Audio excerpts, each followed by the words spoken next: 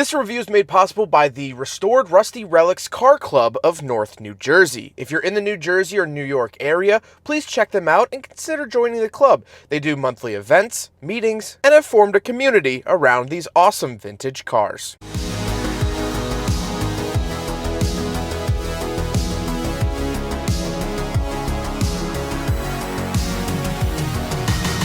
What's up, guys? My name is Zach, and today I am driving a 1953 Hudson Hornet. Up front is a 5.0 liter inline six, and down below is a 4-speed automatic transmission. Now, I am super excited to be driving this Hudson Hornet for many reasons, but the obvious is the fact that this is a Hudson Hornet. It's such an iconic vehicle from yesteryear, and yet I've never driven one. I've never driven a Hudson product before, and I'm excited to share all of that with you today. But if you would like to submit your own vehicle, you can head on over to my website, zackpradel.com/submit. It's a quick and easy submission form. It takes under a minute to fill out, and I come out to you. But let's get back to that 5-liter inline six under the hood, making about 180 horsepower. Well, that was part of the Hudson's success and failure. It's a wonderful, powerful engine. As you can see, it is a 2-barrel carburetor. It has dual single-barrel carburetors. I don't know if I've ever seen a car that was more obvious in its number of barrels, because they literally look like barrels. And it was a decently quick engine. The big competitor for the Hudson Hornet was actually the Oldsmobile Rocket V8s. And while this kept up with it, that's how it really helped Hudson. What really hurt it was that people heard Rocket V8 and thought, oh, that's faster, that's better. And it wasn't real. I mean, you could pull straws, whatever, but people just wanted 2 more cylinders. And so they got that with the Rocket V8, and they didn't get that with the Hudson. But this engine is absolutely wonderful. Although it is outdated, it's a flathead design, it's a wonderful, smooth engine, and I love that.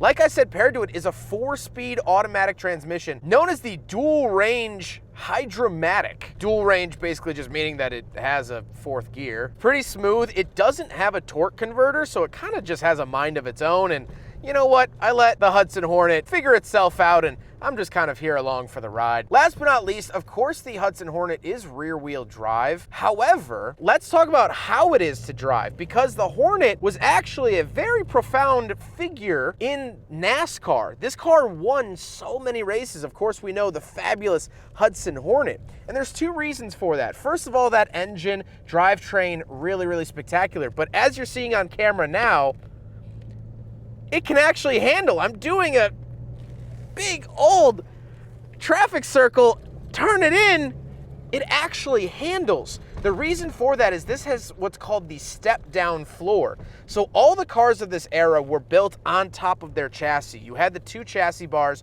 and you put the floor on top. They're called ladder frames. Well, Hudson actually welded the floor to the bottom part of the frame. So you'd actually step into the car, and the floor would drop down. What this did is it actually lowered the center of gravity and pushed the wheels outward to give it a low, wide center of gravity. So driving it, is it comparable to a modern race car? No, but it was way, way, way better than anything that anyone else was building at that time, at least in terms of handling and cornering for a big vehicle like this. So that is what made the Hudson Hornet so successful, was that low center of gravity due to the step-down floor. With that stuff out of the way, let's talk about the interior. Well, in front of me, I have 2 sort of gauges. On the left is my speedometer that is multiplied by 10. So this looks like a clock, but you multiply all these numbers by 10, and that's how fast you're going. In the center, I do have fuel and temperature, as well as amperage and oil warning lights. Yes, back in 1953,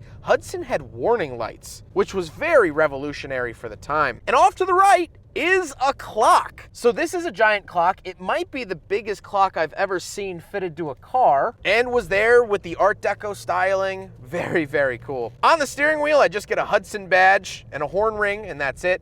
And off to the left, I have my weather control for cooler and warmer. This does not have AC, but it does have some vents. And up on the top, I do have a little guide. What this is it's actually a little reflector, because the Hudson's windshield is so low, so you can see up to the stoplight to see if it turned green.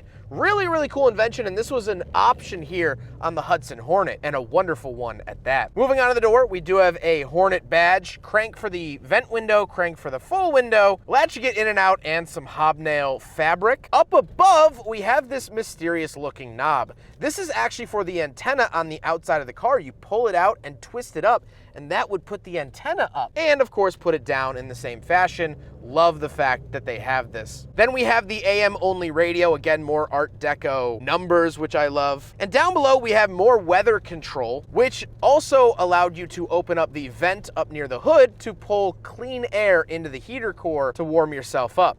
Very, very unique. Then we don't have any center console, meaning we don't have any cup holders. So the 1953 Hudson Hornet fails the big friggin' bottle test, but you know, to be expected. Then we gotta talk about the seats. The seats are a bench seat. It is lovely and comfortable, and I am a big, big fan. Although I don't get any factory seatbelts, this does have aftermarket ones, but it never got factory seatbelts, and so cornering, although the chassis is great, the seats aren't, but that's okay. However, speaking of seats, we do have back seats, so let's go do a back seat review. All right, so we're in the back of the 1953 Hudson Hornet, and it is so comfortable. So spacious, so lovely. I am very, very impressed. The center seat folds down for an armrest, but you can also use it as a bench seat. I got ashtrays as far as the eye can see, really just this main one, but you know, it's still nice.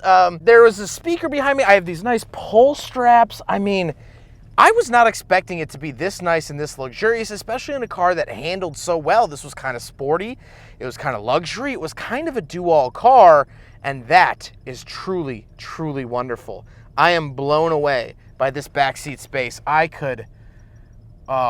want to just retire here. Anyway, let's talk about the trunk and cargo space. All right, around the back of the Hudson Hornet, we do have this little key opener here, square key for the trunk. Pull it up like that. And of course, there are all the car show essentials, but just the fact that it has a trunk at all. The 50s is where they really started integrated. Late 30s, 40s, 50s, you know, you get this giant trunk. And it's just very, very cool to see that, especially the evolution, because now I know how the 60s trunks look, 70s, 80s. You definitely have a lot of improvements over the years, but definitely in terms of space, you are more than adequate in the back of the Hudson Hornet. Now we gotta talk about the looks, and guys, it is the unmistakable Hudson Hornet. The fabulous, the wonderful Hudson Hornet. It just looks so cool. Seeing it in person when it pulled up, I genuinely got goosebumps, especially in, of course, this blue color.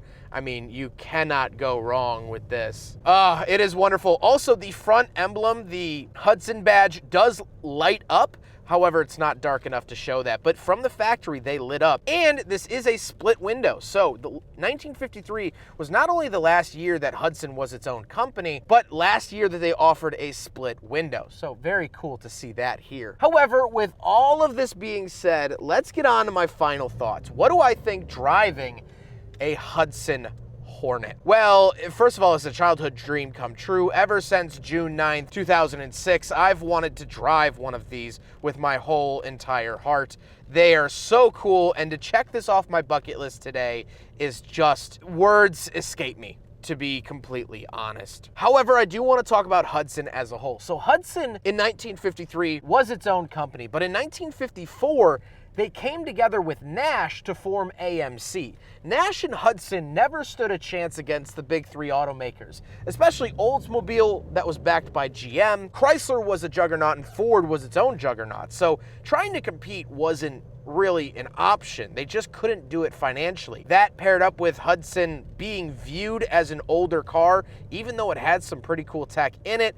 People thought that they were kind of old and outdated, so they were slowing down and buying them. They teamed up with Nash to form AMC. And it's such a shame because AMC never got a foothold on its own. They sold some good cars throughout the late 60s, but into the early 70s, the oil crisis pretty much killed them off, and then they ended up teaming up with Renault, and then they ended up selling to Chrysler. They never really got their day in the sun. Besides, this car did in the early 1950s with its racing success. It's just so wild to me how ahead of its time this car really was. It had a 4-speed auto, something that even some 90s cars didn't have. It had a big engine, it had a lower center of gravity by design, not just by happenstance. I mean, this was a well thought out car for what it was intended to do. And so at the end of the day, the Hudson Hornet became one of the biggest showings of sometimes the technology you pack into it doesn't matter if you can't market it well. They couldn't fight against the bigger Oldsmobiles and GM. The Rocket V8 was so catchy and lovable